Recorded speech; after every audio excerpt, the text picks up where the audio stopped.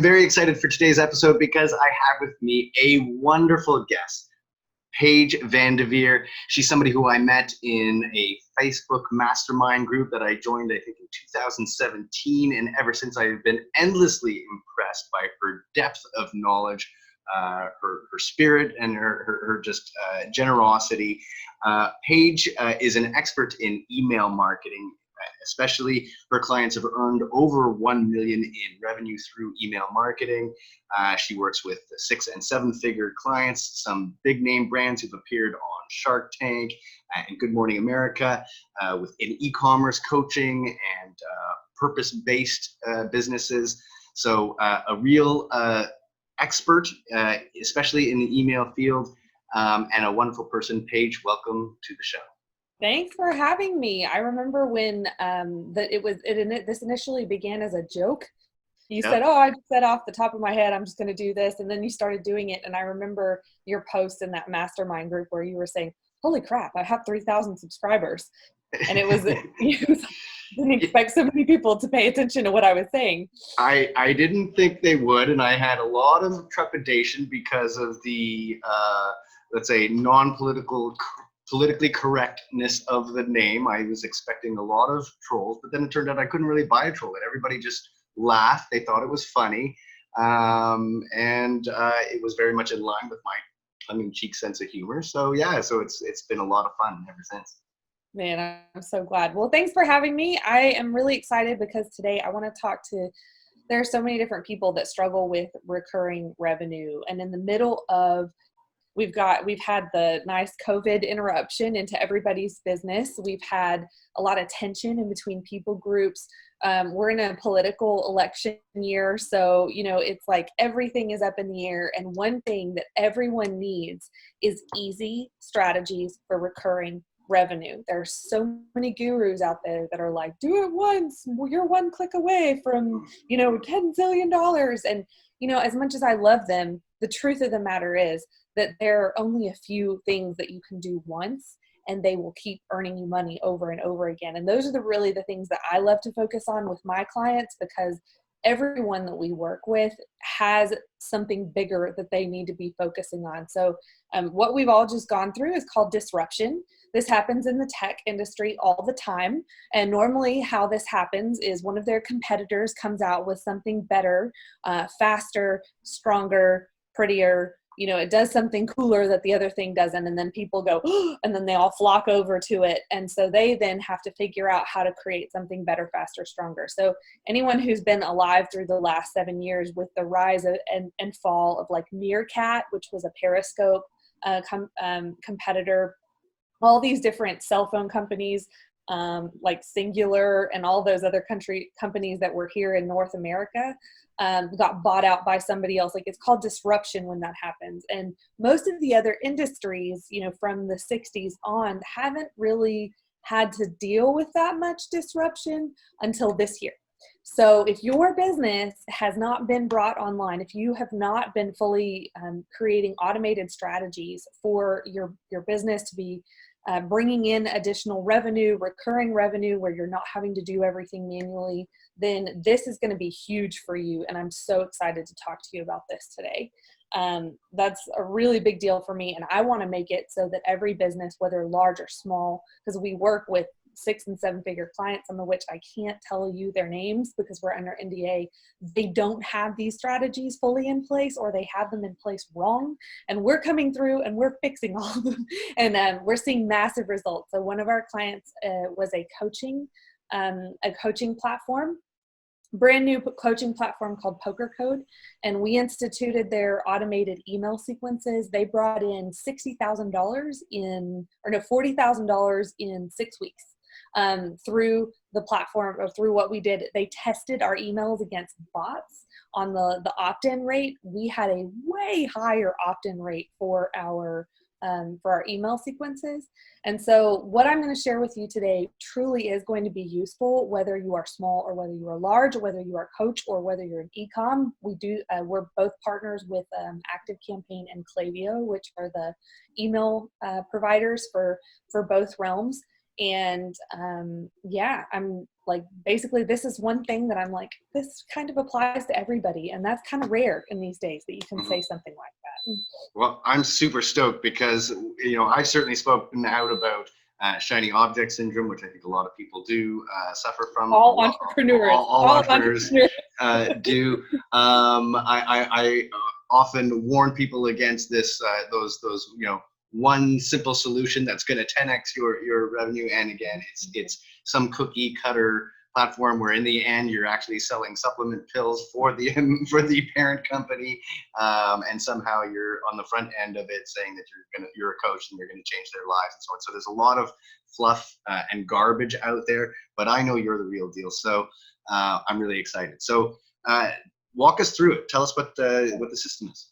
Sweet. Okay. Can I share my screen? Absolutely. And let me just make sure that you, let me just make sure that you can there. I think you should be able to now. Okay, sweet. So I'm bringing in a slide presentation that I had merely because I'm a visual creature, but also there might be some other visual learners. One thing I really want to be sensitive to is that some people are kinesthetic learners. They only learn by doing. Some people are oral learners. So your podcast listeners, some people are visual, and it doesn't matter how much I say. If they can't see it, it's just like in one ear and out the other. So if these are your problems, then this is going to be really especially useful for you. I don't know about you, but I've often found myself having to do too many things at once, or things have seemed really complicated. I know something is wrong with my business, but I don't know what it is. If you have site visitors, but they're not purchasing, oh, congratulations. You're in a really good place, because I'm going to show you something. You've probably made a judgment call on something that I'm going to correct today. But if you do need a proven revenue formula, or money while you sleep, that's like the gospel for all business. It's like mailbox money. Yeah, I like to call this inbox money, because once you set it up, it's going to help you. And it truly is set it and forget it for a while. If you have an offer, if you have a website that allows people to give you money for something, this is going to be extremely useful. Also, if you have a validated product. So I don't know how many, like if you've discussed this with some of your followers before, but a validated product means that you have proven sales for what it is that you are selling, demonstrated need for what you are selling. So you've been selling it for a little while, possibly offline. This is really going to help you. Or if you've been selling online, but you need a revenue boost and you don't have these systems in place, this is going to help. So if you don't have an offer, today we're not going to cover that, but an offer is just say, hey, you get X for giving me Y, whatever that is. If you don't have that, you kind of need to work on that first, but just some good ideas. If you've already created your product, your course, would be like saving a particular percentage, getting something in exchange for, or buy one, get one, could be, being part of a workshop at a particular price. You need to work on your offer first if you don't have one, but let's move on. Okay, so I'm just going to introduce myself. I'm going to give you a couple of reality checks. I'm not a marketer that's going to blow hot air up your skirt, because I feel like there are a lot of us out there that do that. And it really bothers me when they're like, you're one funnel away. And I'm like, oh, Russell, I love you so much. I cannot deny the success of your business. However, to tell one person that they're truly just one funnel away, he wasn't even one funnel away from his business. I can guarantee that there's so much stuff that he had to do before his business was successful. And I'm like, don't lie to the young entrepreneurs, please. You're going to hurt them. So anyways, if you're asking, what are these $1 million brands doing? Or if you're just saying, hey, I want to increase my revenue by 30%, 50%, or even 3 or 10x, and you don't have these systems in place, this is going to be really useful for you. My name is Paige Vandiver, as he mentioned. Basically, we've been in business for a really long time. We've been kind of undercover because we mostly want to see our clients succeed. You'll be hearing, I'm going to be doing a lot more things like this. I've loved what you've done with this show, and I want to create a platform for marketers myself to be able to share effective strategies, because we're all going to be attracting different types of people, but each person brings something really beautiful to the table. It's like a big, awesome buffet. But in the last few months alone, my clients have generated $1 million from what we've been putting in place for them. Our clients have been seen on all these major network channels. So I'm not going to go into it, but basically we know what we're doing. Oh, and here's just a little bit of proof. This is ad spend. Actually, we spent about 10K and generated 100K in sales for one of my clients. Today, I want to talk to you about something that I feel like people don't talk enough about, and that's recurring revenue. Here, you'll see this returning customer rate. It says 18.23%. You want to see this. Whether you're in coaching, whether you're in e-com, no matter what kind of business that you're in, it's not the first sale. It's the second one and the third one and the one after that. Don't worry about customer acquisition. Customer acquisition is something to focus on, but really if you want to be in business for the long haul, this is what you focus on. Yeah. So this is the back end of a Shopify for one of our clients. And what we're going to talk about. So we actually generated about 1,500 signups in about 6 weeks for one of our clients through one of the things that I was going to talk to you about. And how would it be if I told you that you could set up one email one time and you could generate just 12K passive income off of that? Let's talk about efficiency, shall we? Everybody wants that 4-hour work week, that's another topic. We'll get onto that soapbox some other day. This is basically why we do this, why we do what we do. This is a little girl named Bhavani who was actually found in a garbage dump. She was an orphan. She was left there by her parents who are no longer alive, but she now has a home and a family and people that love her and hug her because of an organization called Rescue the One. Which actually goes and rescues children from places like this, from sex trafficking. And I just wanted us to be a part of that. I wanted us to be able to fund life change because, we all think Mercedes is expensive, but you can't buy life change, people. Okay. Like that is a big deal. So, okay. So reality check number 1 is just going to be assess your business phase. Do you have a validated product? Meaning, do you have demonstrated need and proven sales with what you have in your hand? If it's a course, have you already sold it offline? Have you done enough research to understand exactly what the market is asking for? And is your problem actually going to solve people's problem in a format that they want, need, and will tell their friends about? That's basically what I'm saying as far as a coaching product. Validated product in terms of e-com sales, maybe like $500 or $1,000 worth of sales would probably prove that you've got demonstrated market need. If you do not have that, that is your first benchmark that you have to hit. If you do have that, then you have to develop your offer, which is like save 15% off of this or get free shipping if you're in e-com. If you're in coaching, it would probably be like a 3 or a 5-day mini workshop built off of your current course that you're selling. Once you have those things, this is going to be effective for you. Yeah, that's pretty much what I just ran you through. Let's see here. Reality check number 2, the truth about growing your business. This is my big thing. It's not just one system, it's an ecosystem, okay? Like you do need landing pages. You do need email sequences.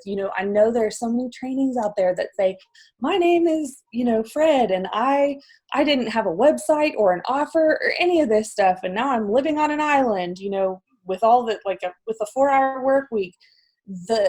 If that happened, that probably happened because they had a brand new industry, so relatively low competition, high need for an offer, or high need for whatever they were offering, and they were appealing to an audience that had income.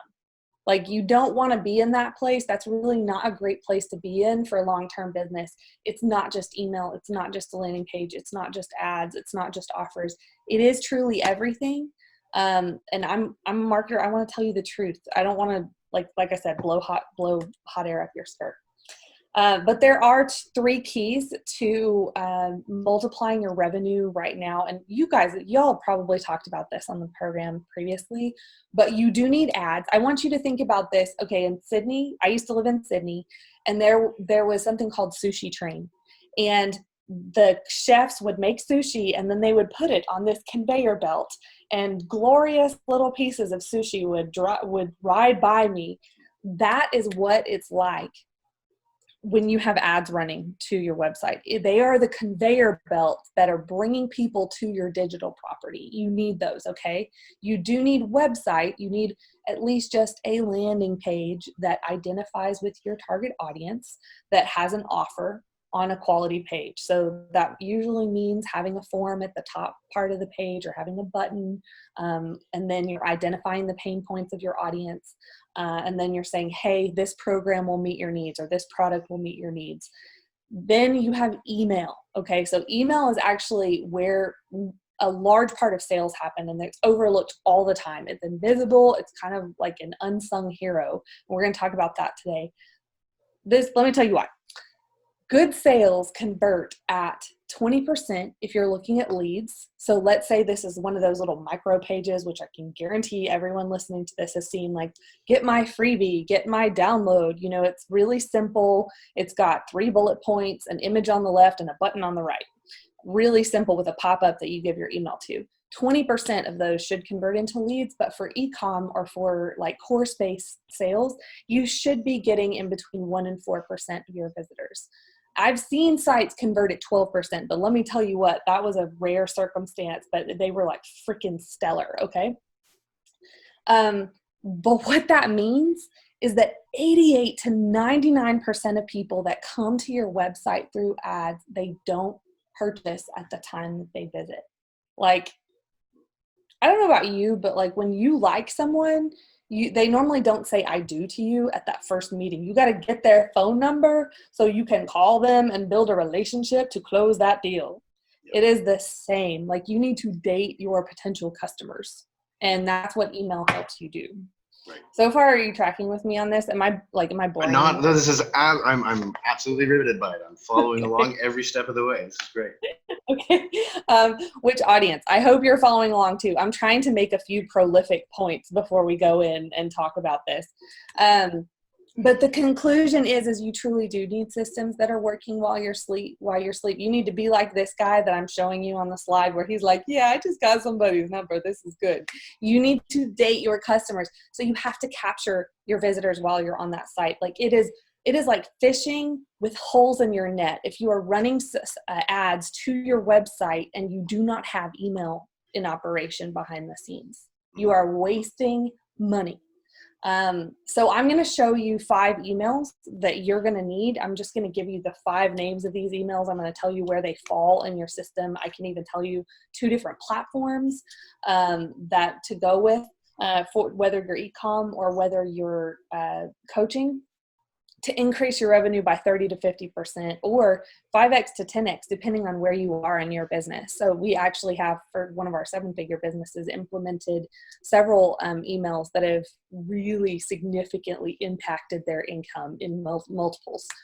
So first things first, I want you to have a pop-up offer on your site. Now, how many people listening to this are like, oh my God, pop-up offers, like, kill me now. I hate those things. Like, is that how you feel? Or how do you feel about those? It depends. Yeah. If it depends on how invasive it feels or how much it's covering up what I want to see here. but yeah, And that's a good point. That's a really good point, which is actually why, if you are creating pop-up offers on mobile, you want to create what's called a flyout instead of a pop-up. Flyouts actually take up less percentage of the mobile screen. But a pop-up offer is basically going to show up. It's going to show up on top of the website. It's not a redirect, which actually is part of late 90s. There was a big scandal about this whole thing, but it just shows up on top of the site that you're looking at and provides an offer. This is where your save 15% off or get access to my mini course should happen. This is an example of, this is the pop-up that generated about 1,500 leads for our previous client, Poker Code. Is that you basically said, hey, get access to these 5 free lessons, and they were a sample of the course. So the pop-up offer is something that you want to make sure stands out. You do need to name your offer. You need to ask for a name and an email address at the very least. You have to get them to agree to terms, and you need a privacy policy on that, linked privacy policy on that pop-up. So those are some things that you need. And I know most people are thinking, well, I want to say, I think most people think that pop-ups are annoying, but let me tell you, your main source of recurring revenue is going to be in what I call the big three: your welcome sequence, your abandoned cart sequence, and your post-purchase sequence. The reason why is because you are most likely to capture a sale off of someone who has just met you, someone who has almost given you money, so that's your abandoned cart, and someone who has already given you money. One of the most best places to do recurring sales is with people who have just given you money. So we have literally generated I want to say maybe even like a full fourth of that $1 million came in through the welcome sequence, through that freaking pop-up. You would think it's annoying, but I don't knock it until you've tried it. Okay. Like seriously, that you've applied it to other things in your life, apply it to pop-up offers, let it make you money. So, in your welcome sequence, this is going towards people who have just met you, brand new friends. Okay. If you're a course creator, what I want from you is to have 3 emails to be sent out, spaced out by a day. I want a day 1 video, I want a day 2 video, and I want a day 3 video from you. That's 3 emails. You can outsource this really easily. In your emails, what I want to see is welcome, you're in my mini course. Here's video 1. I want it to be a small paragraph, maybe no more than 5-7 lines. Tell them what they're going to get or what problems you're about to solve with your video. Have a photo and a button. Ta-da! Like simple. Let's talk about easy recurring revenue. I want you to do that for each day. In the PS of the second day, I want you to say, hey, we've got an offer coming soon. Keep your eyes out for it. You're not going to want to miss it. And then on day 3, I want you to present the offer and say, hey, here's our video. Here are the problems we're going to solve. This is what you're going to learn today. Don't miss this opportunity to solve the bigger problem that your entire course addresses. If you're in e-com, the way that you would do this would be a welcome video. Give them whatever it was that you promised them, a 10% off discount code, a buy one, get one discount code, a free shipping discount code, whatever that was. Day 2, treat that as a little bit of a get to know you email. Bring them to your social channels, show them one of your best performing products. And then day 3, close that offer. Tell them, hey, the offer window is expiring. You better get your sale in soon. So, it's interesting, by the way. I find it's exactly how you're going. You're going straight from offer to come. Just you're priming them, and then you're going straight into what a lot of marketers call scarcity, right? By saying that the offers expire. It's kind of an interesting strategy.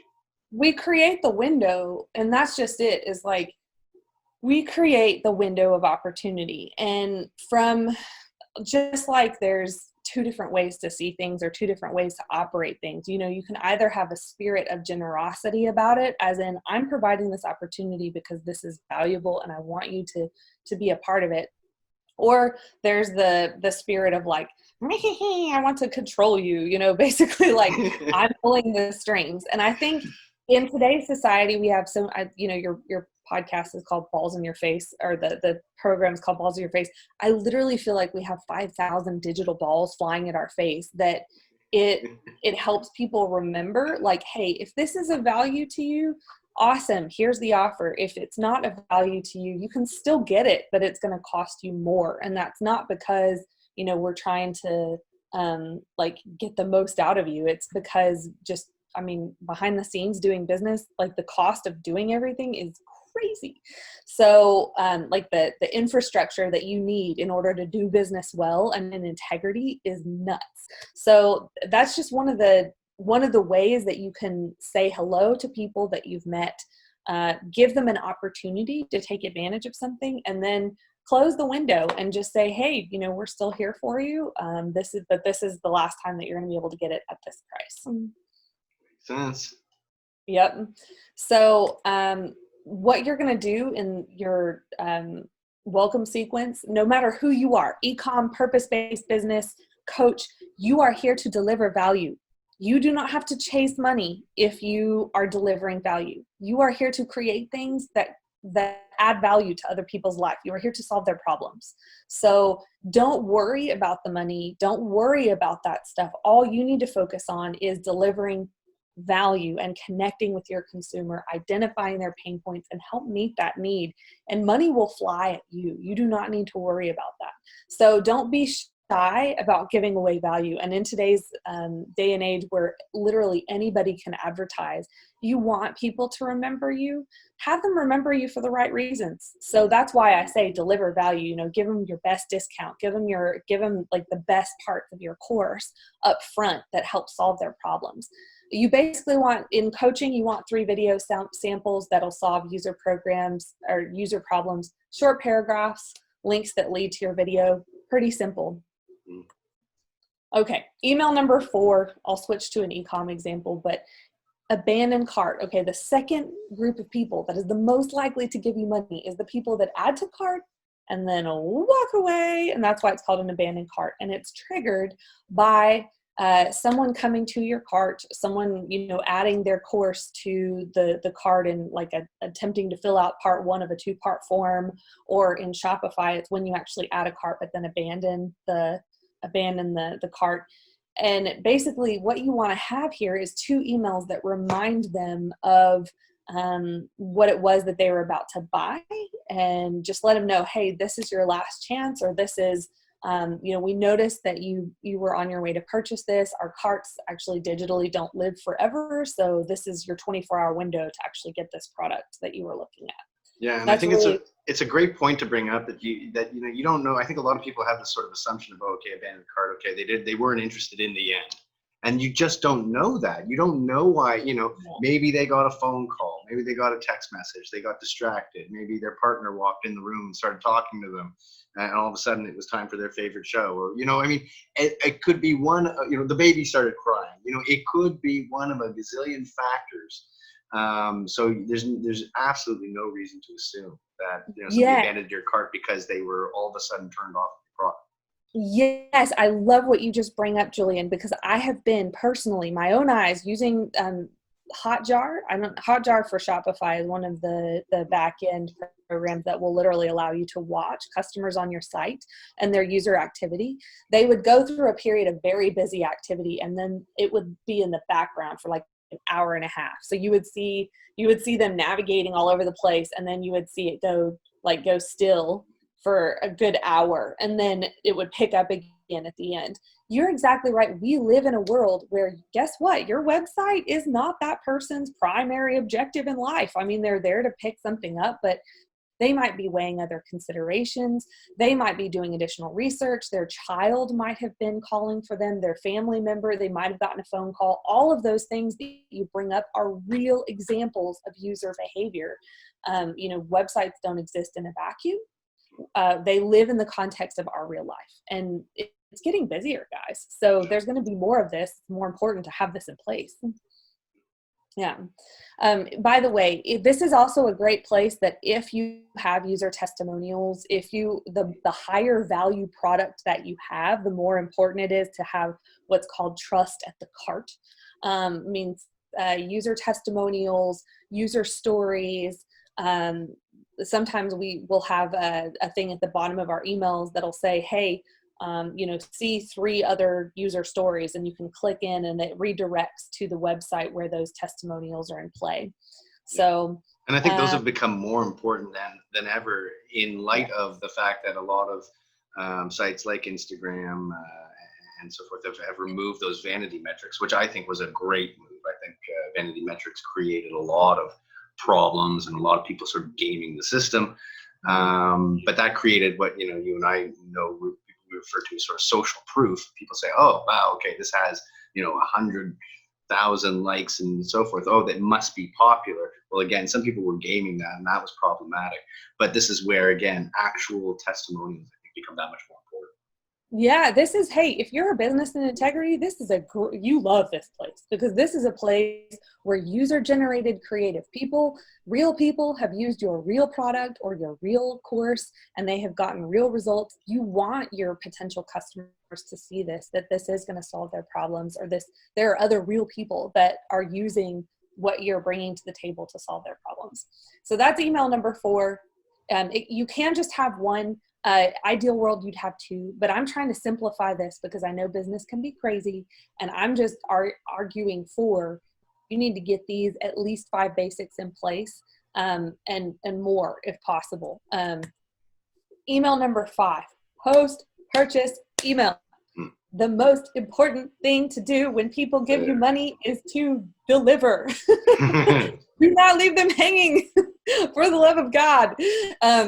Like, this is a place to reinforce this new relationship. You have just had a relationship with a new customer where they have given you money, and it is now time for you to deliver on what you've promised. It is also a great time to reinforce that relationship and say, congratulations, you're in our club, you're in our society. Or if you're a shopper, it's like, the post-purchase email is like, hey, you are going to love this product. It is going to be amazing for you. You reinforce that, and then you say, here's what's next. So if you're in coaching, you want to give them access into whatever it is that product is. If it's a download, if it's details, login details on how to get in the site. If they're a shopper, you want that email to have, or if they're an e-com, you want that email to have, what did they buy? When is it going to get there? You know, the next questions after you purchase, and you want to reinforce that relationship. And because a good relationship starting with someone who's just given you money, that trust being reinforced makes it more likely that they're going to say yes to you in the future. So that's why that's really important. Basically, you just want to thank people for purchasing. In an ideal world, you would have other emails coming after this that would ask them to review their product after they've used it, or after they've gotten into their coaching program, and then you would extend another offer. So normally with our 6 and 7 figure clients, we are developing post-purchase sequences that are many emails long that are doing all of those. But if you're at the beginning of your business, even service-based businesses, you should have this 110%. Okay, so your next steps, whoever is watching right now, if you do not have these things in practice right now, I want to challenge you to implement a pop-up on your site that has an offer. So get my, even if it's a download, get my tool, get my course, join my mini course, which leads into your big course, save 10% or get free shipping.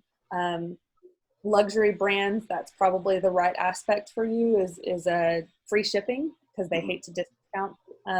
Or you could do it like, get this gift by buying. If you're not converting at least 8% off of that, then you have more homework to do. 8% would be like the minimum of what I would want for you.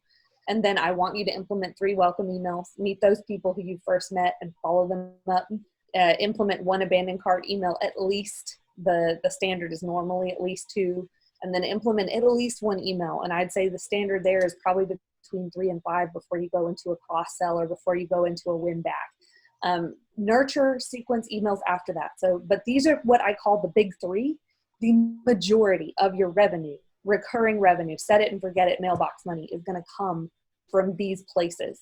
Don't judge it before you try it. And if you are in coaching, then I want you to look at Active Campaign. We actually are delivering sequences today to another 6 to 7 figure client that are doing exactly what we're talking about here on Active Campaign. Or Klaviyo is the e-com platform that I want to recommend to you. So it's going to result in lower cost per acquisition, repeat revenue, set it and forget it, money while you sleep. Anyway, so that's me. That's what I wanted to talk to you. It's kind of like my recurring revenue gospel right now. I want everybody to survive, because this year has been tough. If you do not have those things in place, then you're gonna have trouble. And let me tell you what, guys, I think that the digital revolution, it started a while ago, but if you haven't been fully online, guys, this is your wake up call. You can't, it's not going to go back to normal. I don't know if y'all saw this, but like, Yeah. it's a virus. It's kind of here for a while. Yeah. Even if we have a vaccine, Yeah, no. Oh, first of all, Paige, that was incredible. It's very rare that actually when I have guests that come on, that they come on with a PowerPoint presentation that are ready to deliver so much value up front like that. So you practice what you preach. You've done exactly as you say. You've brought incredible value for the audience. So I'm exceptionally grateful to you.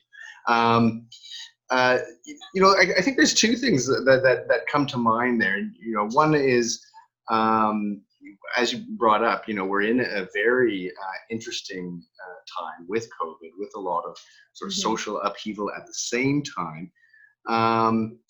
And as I'm looking at at the presentation, I was thinking a little bit about that. About, okay, well, because this is an automated process, I know from that, I was thinking, geez, at one point I should sort of bring up my personal advice to insert there is make sure that the tone, the language of that, because this is automated, you really want to make that conversational, personable. You can use, GIFs or, pictures, images, and so forth that really kind of create that human connection, because obviously, again, this is an automated process. But I'm curious about your thoughts. I know you kind of weighed in on a post that I had about, creating content in this time is a bit of a challenge for me, and you had some great tips about that. So maybe you can share some of those with the audience. Yeah, I'd love to. So another part or a huge aspect for us is, so my name is Paige. I feel like I was built to carry messages, like literally. So I think that brand relevance, or communicating from the perspective of who you are in the situation that you're in, is something that we're also really passionate about for our clients and for every business. No matter who you are, you can communicate as you are, but you have to consider where you are and who you're talking to. Like what you say at your front door to a complete stranger that's knocking on it is not what you say in your inner rooms to your child. That language is completely different. And so you have to think about it from that perspective. Something that I would say is, the way that minimalist brands would communicate is going to be very different than the way that brands that employ humor like yours do. And be free to be yourself. And that's what I want to empower you to do. But in today's climate, there are a few things that I want everybody to consider. And that's whenever there's tension between people groups, you really have to go over and above to refine your communication to say what you're trying to say. So if you're in this place where you're like, shoot, we've got riots going on, we've got, tension between people groups, I'm not sure how to address my customers, whether you're a coach or an e-com business, I want to talk to you about that right now. One thing that you can do is shift to branding. Okay, now is not the time for a hard sell. We've got people that are sick. We've got people that have lost jobs. We've got people that are really in a lot of pain and expressing that in very outspoken ways. And so now is the time to shift into a long-term branding perspective, which is, this is who I am. This is what I believe, or this is my company. This is what we're all about. This is what we believe. And this is what we're going to do. So basically what you do is, like Nike had a really great example of this. You can actually probably go on YouTube, the example of Nike ad. And it basically was saying that now is the time now is the time for change. And they weren't selling their product. It was just a black screen, white words, and it was just a message. And I think my question to you who's listening on this podcast or what have you is, what is your brand about? Are you a minimalist brand that exists to make people's lives easier through what you bring to the table? Are you a creative, fun-loving person? If so, please don't stop talking, because we need joy right now. Just be mindful that humor happens in context, and don't touch the sacred things. I mean, well, you can, but I hope you have customer service and the cojones to handle it. We'll come back to you. But just keep in mind that you're in a sacred space. The shared table, we're all at a very awkward Thanksgiving table right now, and it's a shared space, and you just have to understand that. So who are you? What do you have? Like, what problems are you solving? And tell stories of people whose problems that you're solving. basically say, this is what we believe and this is what we're doing about it. So I would say that would be number one, is assess who you are, shift to branding. Don't do the hard sell. It comes across as really ingenuine right now. If you have Facebook ads running, what that kind of means is that move some of your save 10% to the back end of your ads, like meaning your middle of funnel, your end of funnel. Don't run that top of funnel, because you look like the guy that's in the public square while people are being slaughtered, being like, get your hats, $10. Like nobody wants to be that guy unless your brand is that guy. Okay. The second thing was, be aware that as a leader, any brand, any leader, you are a leader and you're speaking to a vast audience of the world. We have never before been in a place where so many people were all kind of congregated together in the online space. Now, what you say happens in the context of culture. Okay. So, and your relationship. And just because we've all grown up in the same geolocation doesn't mean that we shared the same culture. So I actually went to school in Pine Bluff, Arkansas for many years growing up. My race as an ethnicity, is a minority there. And I grew up in the same geolocation as many people, but that doesn't mean that the same music, the same food, the same belief systems, the same things were all happening in my household as others. There were many other households that we all shared the same culture, but that's what culture is it's what's in the arts, what is public thought, what's the theology, what's the common conversation that everybody understands. And just because you've grown up in the same geolocation, it doesn't mean that you've shared the same culture, or you have the same references to certain things. And as proof, this is what happens. When one person says one word to you, it actually means 300 other words, and your culture shapes those thoughts, okay? So saying the word privilege, for example, to someone 5 years ago means something very different than what it means right now. And what saying to your son privileges, or privilege, you would probably be talking about the risk of doing something that you told him to do and he didn't do, that he was about to lose his TV privileges or something like that. It means something different. And so we have to keep that in mind. And what that means is refine your communication to what do you truly mean. Use fewer words and let those fewer words have more impact. So that really assess who am I really talking to? And if you're talking to a broader audience that's meant to be inclusive, that means that you need to be mindful that, especially because of the tensions that are going on right now, words are going to be perceived very differently. We have actually, as a group and as a global culture, none of us all have exactly the same culture. There's some overlap, but we've all got a very different perspectives on certain things, and that's okay. So it's just keep that in mind so that your communication is helpful. Again, the way that you want to share to your audience is to say, show them a picture in a social media post and say, this is what we believe, this is what we're doing. If everybody's here to solve a problem, so focus on that. I would say it's really helpful to have a screening committee right now, meaning gather a few friends from really diverse backgrounds and say, hey, this is what I want to say, and take it in. Relationship happens in the communication of trust, okay, and in love. People that know each other understand each other's heart a lot better than randoms from the street. You know what I mean? So like, get some of them to read your stuff and say, oh, I see what you were trying to say, but as this kind of person, this is how I'm taking it. Like, and usually stuff will happen that you're like, oh, I had no idea that I was saying that. It's like, right. That's not what I want to say. Let me change my words. But that way you're giving something that everyone can partake of if you're addressing a vast audience. I would say that right now is a great time to give back. I am a huge proponent of every organization that we work with. It's a requirement. You cannot come to me and say, oh, we as a business don't give anything away. We don't give our revenue away. Like, if you're not giving any money away, I'm like, we're not the agency for you. Go find somebody else, because like, profit is amazing, revenue is amazing, but like, really part of the responsibility of having these amazing businesses is to help participate in solving someone else's problems, so that's what I want to encourage you. Somebody needs help. Is it from the inside of your business? Can you host an internship session where you invite people from backgrounds that maybe wouldn't have an opportunity to normally access your level of business knowledge, invite them to like a day that they can glean from you from a business perspective? Review your hiring processes. If you're a bigger company, OMG, this is going to be huge for you. You need to look at and see, is my staff diverse?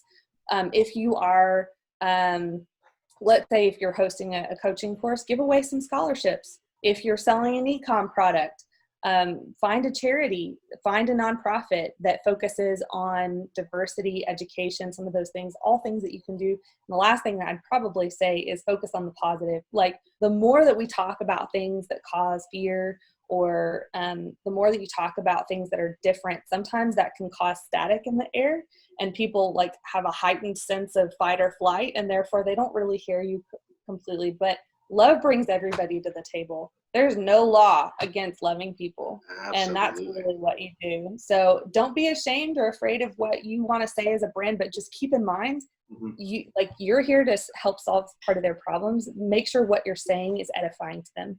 Yeah. Yeah, no, I think those are some amazing tips, and it's amazing how I can, again, just ask you one simple question like that, and then you've got so much off the top of your head to provide. It's amazing. I'll weigh in on a couple of things there, which is really, I agree with everything that you just said there. I mean, some of it, what I'll insert is a bit of balance to that, which is, I think, again, exactly as you're talking about being aware, being mindful of the language that you're using, the broader audience and various contexts. I think you're right in terms, again, if you're speaking true to yourself and you're being no matter what, there's always going to be a risk of offending some people. Usually, no matter what you do, somebody's going to come in. I've had ads that run that are completely benign, and yet somebody just comes in and they're just having a bad day, and they just feel like saying, putting a negative comment on your stuff, and say, oh, okay, so be it. It's okay to, obviously, no one should be going out and intentionally trying to offend people, but it is okay. And so one tip is for sure that I've seen a couple of businesses where I think they've made some major mistakes is where they do go out there, they do put their values up front. Some group comes in and all of a sudden, bombards them through Twitter and does this negative campaign, and they immediately kind of backtrack off of it and say, "Oh, yeah, we're sorry." Well, first question I would ask them is, okay, well, those people, first of all, is that a special interest group, and have they just mobilized themselves? In which case, and then secondly, are they buying from you? Because if they're not buying from you in the first place, if they're not your customer base, then it's okay. I mean, I think we have to I think there is this sort of fear this day and age, and that was a bit of to the point of my post. It's sort of like, I'm certainly but not willing to put myself out there, be a little risque. I like marketing that's edgy. I've often thought that if your ads don't need a lawyer, then it's probably not edgy enough. I love that. And then on the other side of it about giving back, I'm a big fan of that and corporate social responsibility. I was really introduced into that pretty early in my career when I had the opportunity to work for when Ben and Jerry's ice cream launched here in Canada. Oh, and I worked for the company. It was an amazing job. I started as their special event coordinator. How are you so skinny? Did you eat the ice cream? That was the funniest thing, was actually I got to do a radio appearance and they asked me about the fat content for one of them, and I said, oh geez, I don't even know. I was like, well, look at me, I don't really have the body type for an ice cream consumer. I had a freezer full of Chunky Monkey. I have this high metabolism, so I eat. It's just that it all turns into hair. So that's just, I guess, lucky me. But I learned a lot from that experience, and actually from that went on. I ended up getting this when I left working for Ben and Jerry's. I ended up doing this research project in corporate social responsibility for this think tank group that wanted to create the business case for doing good in business, and that there was plenty of evidence to say that it certainly doesn't hurt the bottom line. In some cases, it can benefit your bottom line. But at the same, my one caveat and my one warning to companies about that, and Ben and Jerry's was actually a pretty good example of that. When I went to their head office in Vermont, and they had a huge, because they had positioned themselves, they were really sort of on the forefront of that movement. And so they had this huge reputation. And when you put those, when you make that a sort of cornerstone of your brand, all of a sudden now people have very high expectations for you. And the second that there's one mistake, you have one employee who just doesn't quite toe the line and misses the mark on something, people come at you. So my feeling on that one is that it's one of those things that you don't need to talk about it that much. You just do it, and it will, that reputation, because again, reputation still sort of works. There is that immediate, online today, but it's still, there is that sort of traditional, people talk to each other. Oh, you worked there. Well, what was it like? Oh, they were terrible. Either they say, oh my gosh, they just, was a complete sweatshop, or versus, oh my gosh, it was the best place to work. Everybody was so nice. Same thing with customer experience. When people talk about each other, there's nothing like that referral. And when you do good, people say, oh, and did you know that they did this? And it comes out. It surfaces out through the ether. So those are the two sort of experiential things that I can bring to the table on that one. But I think those are some amazing tips on that. I had no idea, and no one would ever be able to know that you worked for an ice cream company. I had a freezer full of Chunky Monkey. I ate it all the time. Loved it. And that was a really fun. That was a great job. I got to, because I was doing the special events, and again, it was the fulfillment of their social mission. So really, my job was to go and find charitable events, charitable organizations, and just donate the ice cream. And I'd show up with it and give it to them so that they could either sell it as a way to raise money, or they could just give it away as a value add to their event. And of course, everybody was really, really happy that the ice cream guy. I love being that guy.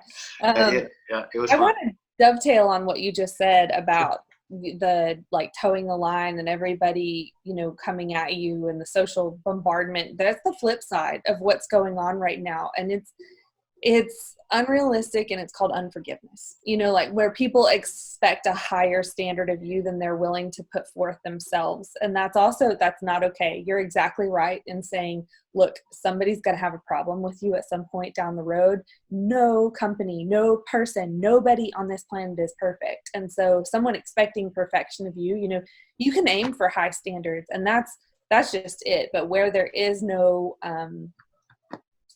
grace, if you don't have, if consumers are coming at you and they don't have any grace for you, it's always a nice way in customer service to also express, we also would appreciate a different kind of communication that's coming towards us. Because there's this gang manipulation thing that can happen whenever I was whipping the local village person or something that happens. And that's not the kind of change that we want to see on the planet either. You know what I mean? That's not good. Not okay. Not okay. Exactly. And I think there's nothing wrong with businesses having an idea of who their ideal customer is, and having an idea of who they don't want to work with. I've never bought into this whole idea that the customer is always right. Not at all. Some customers are flat out wrong and have unrealistic expectations, or too demanding, and they can drag you down. So absolutely, there's nothing wrong with that. And for me, it's always been a matter of, you talk about what you know. Exactly, on these issues. That was a tough one for me, because first of all, I'm in Canada, so I can't pretend to understand race relations in the US. It's not something that I grew up in. I can only speak to my Canadian experience. On the flip side of that, these issues are very much in my DNA, because I have my great-grandfather was essentially kicked out of South Africa because he opposed apartheid. Both my grandparents on that side were in the Second World War. My grandparents on the other side were part of a resistance movement in Holland, hiding and helping Jews escape out of the Netherlands. And my family sort of been interbreeding, so to speak, for generations. I'm a mutt. And it's something that I understand. And I grew up in Canada. We have in Quebec. Is the province that's primarily French, and they've sort of threatened separation. So identity politics has been a part of that province for a very long time. And so I've always understood very clearly about the idea of, well, if they were to do something like that, that turns citizens into non-citizens, right? Because now all of a sudden I was a proud Quebecer and I'm a proud Canadian. And the second that you were to split the company apart, the country apart, that would have been sort of put me in this very kind of torn situation, and it wouldn't have been a good thing. But as I said, they've used this sort of game of identity politics. So it's something that I can relate to. But at the end of the day, I ended up writing exactly what I knew, and I was very clear in it, just saying, here's what I do know, here's what I don't know. I'll never know what it's like to be Black. I will never know what it's like to be gay or transgender and so forth. I can't speak to those things. I can only speak about what I know, and what I do have learned from just observation, from the family stories and history that I've learned, is that you can't socially engineer these changes, right? People have tried it. Even in social science experiments, you can barely control 30 people in a room, let alone an entire society. And without a doubt, sometimes there's this impulse for people to compensate and create these sort of forced solutions.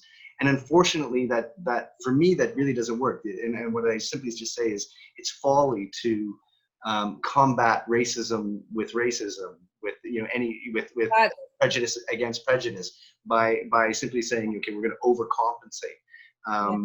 Our society has worked very well as a meritocracy, and really, it's about creating as much opportunity. And for sure, I'm a big advocate of equal opportunity. But you have to, we've have a couple of generations now where we've said, hey, everybody gets a prize, everybody gets a ribbon just for participating. And the reality is that life doesn't work that way. I mean, you only the person who won the gold medal gets on the winners box, right? Yeah.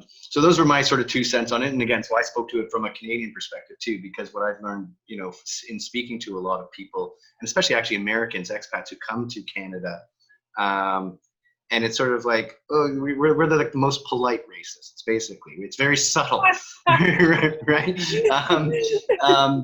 And in a way, at first they find it almost charming, and then over the long term, it's fatiguing, because it's not in your face. If something's overt and somebody comes right at you and says something racist, you can say, "How dare you?"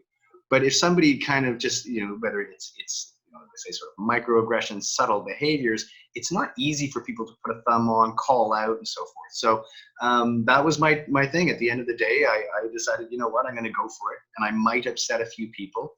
But again, I've taken those risks before, and I'm willing to do it. And that's who I am, again. Yeah. And it's I know the word authenticity now gets thrown about a lot today, and it bothers me when I see people almost trying to commoditize it. It's not something you can commoditize. You either are or you're not.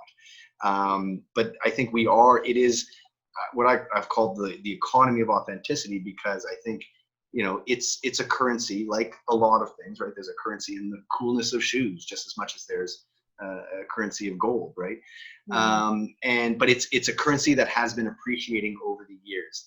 As we go on, and as the internet, it facilitates people just getting up on and creating their own YouTube videos where they can say, hey, I'm the brewmaster at my own little private brewery, and here's why I do what I do, because I'm really into it. I really get excited about balancing the hops with this and whatnot. And there's something about that authenticity, that genuineness of that person, their passion behind it, that makes people say, you know what, I like this guy, I like his business, even if he's just a small company. Maybe I'm willing to spend that little more, because clearly he's in it for the quality of the product. He's not just trying to serve their shareholders and so forth. I'll buy that. And that is an economy that's growing as far as I'm concerned. And if anything, I would say COVID has kind of really accelerated a lot of these kinds of predictions. Yeah, I really resonate with your desire for authenticity. I would also say, your brand personality, like Wendy's on Twitter, they are normally zinging people right and left. They're I love them on Twitter. They're hilarious. Yeah. They're just like, slashing people like pirates. And that's part of their brand personality. I think the importance with authenticity is that every human, and we misunderstand each other a lot as a people, is that everyone is looking for themselves. I love Oprah. Two questions that she said every human asks. One is, do you see me? And the other is, how do you do that? Is those are some really basic, questions fundamental to our existence. And when people are looking for the reflection of themselves in, we learn by modeling, people are looking for the reflection of themselves. So as an authentic person, you are going to be attracting people to you that are truth tellers, that will say, this is the line. We should really question our behavior around this line because it's not looking equal right now. And another thing is that not all of us are the same. We're actually all designed really differently, different models of conflict, different colors of skin. We actually thrive better when everyone is their authentic selves and they're bringing their authentic selves to the question, to the table, because people are looking for, I am like you in this regard.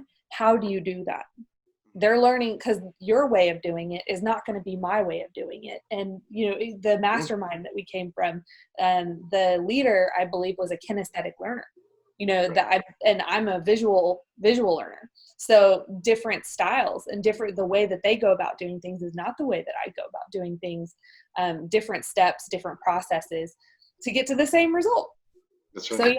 So authenticity is so important. It's probably because of all the commercialization that's happened in the last gazillion years or 20 years or so. But people are looking for originals and they want them to be that. It's just also in this common table, how do we walk towards one another in a way that allows life to continue?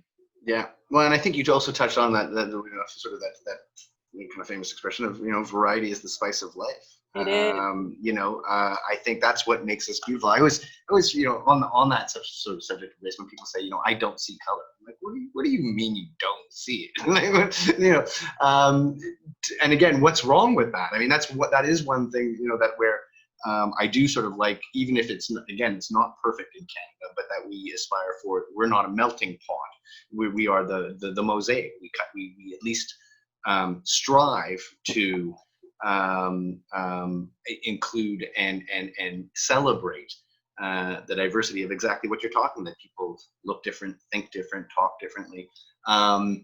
This is, for me, I think it's really important that maybe people come back to one of the my major critiques of social media is that sometimes I worry that, twofold, that, our education system doesn't teach people sort of traditional method thinking in terms of logic and how to formulate an argument, and then traditional education with regards to rhetoric, and then how to argue well. One of the big things my pet peeve today is, so we've sort of simplified things to 280 characters or a few memes, and then that's sort of it. And there's not a real depth of analysis, especially around subjects like this that are complex, that are difficult. You're not gonna cover everything off with one little meme. It's just not gonna happen. And then how do we communicate with each other effectively? And the other day I posted sort of a list of just a very sort of crash course on these traditional classical subjects. But the overarching one for how to argue well was, win the person, not the argument. It's not a debate. If you're up on stage and you're having a debate on TV, then maybe the point is to humiliate your opponent.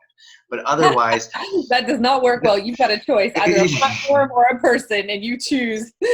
But in a conversation, if you're trying to win someone over, usually again, it's don't win the argument, win the person, and also, I mean, start by making sure that you really understand what they're saying. So, ask a lot of questions to really hone in on what is their position. That's so good. There was a great piece that, and this was sort of included in my list about, I'd heard for years about straw man arguments, right? Where you misrepresent somebody's opinion, and somebody said, well, the trick is to steel man. I was like, well, what is that? Okay, so in other words, is when you're clarifying what somebody is, try to represent their opinion in its strongest form.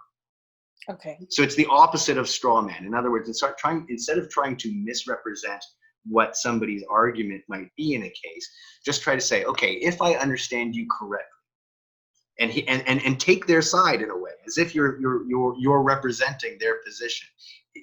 Is this what you're saying? And then that really communicates that you've listened to what they've said, and that you're giving their position full validity, full weight, the best opportunity to survive, and then you get the opportunity as well to clarify if you've misunderstood something. Yeah. Oh, that's so good. I mean, I think that conflict is a perfect opportunity to say, so here's what I'm hearing. Mm-hmm. When you do blah, blah, blah, this is what is happening. Like clarification, those questions are so crucial to build that common bubble between you and that other person. Mm-hmm. And again, that basic question that Oprah said is like, do you see me? Do you actually hear me? Because if you're about to just talk right over me, I can just write you off and I don't have to listen to a darn thing that you say. It's really difficult to stay in there and sometimes keep communicating when I've been in those places where you're saying, so what I'm hearing is blah, blah, blah. And they're like, blah, blah, and they just keep coming at you. But then eventually when they see that you're not throwing any arrows back, they're like, oh, maybe you don't think what I think. And then people need to learn to disengage from the conversation, right? I mean, that took me years to properly get. You're kind of frozen on people. Okay, now you're unfrozen. Okay, that's good.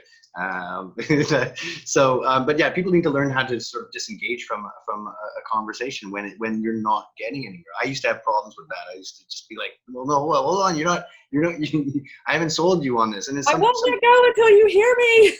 And I see that a lot today. Yeah, I just see that a lot, that there in certain realms there's just sort of a script, and that you're expected to toe the line, and if you don't follow it, then immediately it's sort of like, well, okay, if there's no exchange here, I think a real conversation at the end of the day is both parties were trying to achieve the truth. Yeah. And if that's not the objective, and if the other person again is trying to just win the argument, they're not trying to sort of mutually arrive at any kind of truth, it's not worth your time. And I think people need to learn to disengage a little more, because things are certainly seem a little heated these days. But again, unfortunately here in Canada, where everything gets watered down just a little. Well, I think what makes it easiest is if you just see the best in people, and it's that knowing people's heart. So I have several friends on all different sides of the equation, and I know when one person says this over here, they're not saying, oh, I love it when businesses get trashed. And this person over here, even though they're saying the complete opposite, they're not saying what the other person thinks they're saying. We're talking at ideas a lot of times. We're not always talking to each other.